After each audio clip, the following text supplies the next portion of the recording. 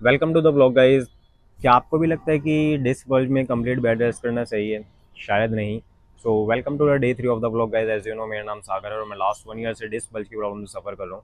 सो day 3 का topic है, क्या डिस्क बल्ज में कंप्लीट बेड रेस्ट करना गलत हो सकता है?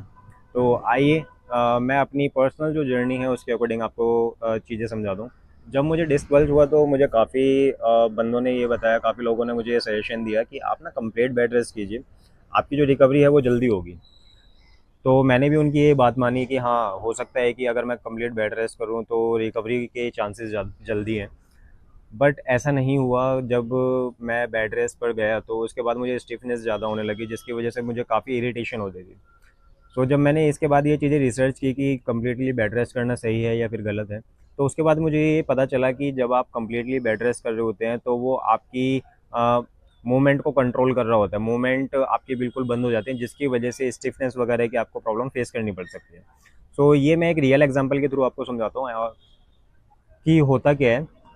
अगर आपके घर में बूढ़े बुजुर्ग हैं, आपने ये चीज़ नोटिस करी होगी कि जब तक वो अपना घूम फिर रहे होते हैं तो जब तक तो वो सही रहते हैं। इन केस अगर वो बीच में कभी बीमार हो जाते हैं तो उसके बाद जब बेड रेस्ट पर चले जाते हैं तो आपने देखा होगा कि बेड रेस्ट से 1-2 महीने उठने के बाद उन्हें काफ़ी ज़्यादा प्रॉब्लम होने लग जाती है मूवमेंट करने में, चलने में, इवनली जो उनका डेली रूटीन होता है उनको भी फॉलो करने में।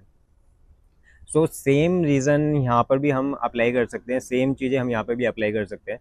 जब हमें डिस्क बल्ज होता है और हम कंप्लीटली बेड रेस्ट पर चले जाते हैं तो उसके बाद होता क्या है कि जो आपकी मूवमेंट है वो बिल्कुल कंट्रोल हो जाती है। आप मूवमेंट नहीं करते तो मसल्स लॉस होने लग जाती है। सेकंड पॉइंट की बात करें तो स्टिफनेस काफ़ी ज़्यादा बढ़ने लग जाती है, जो मेरे केस में भी हुआ था, मुझे स्टिफनेस काफ़ी ज़्यादा बढ़ने लगी थी। थर्ड पॉइंट की बात करें तो ब्लड सर्कुलेशन जो है वो काफ़ी ज़्यादा कम हो जाता है, जिसकी वजह से आपको ये प्रॉब्लम फेस करनी पड़ती है और आपकी जो रिकवरी है वो काफ़ी ज़्यादा स्लो हो जाती है।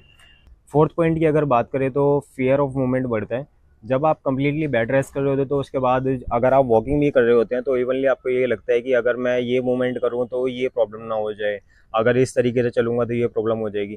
ये प्रॉब्लम मैंने खुद फेस की है तो मैं उस अकॉर्डिंग आपको ये चीज़ें बता पा रहा हूँ। सो इसके बाद टॉपिक निकल के आता है कि क्या बेड रेस्ट बिल्कुल नहीं करना चाहिए?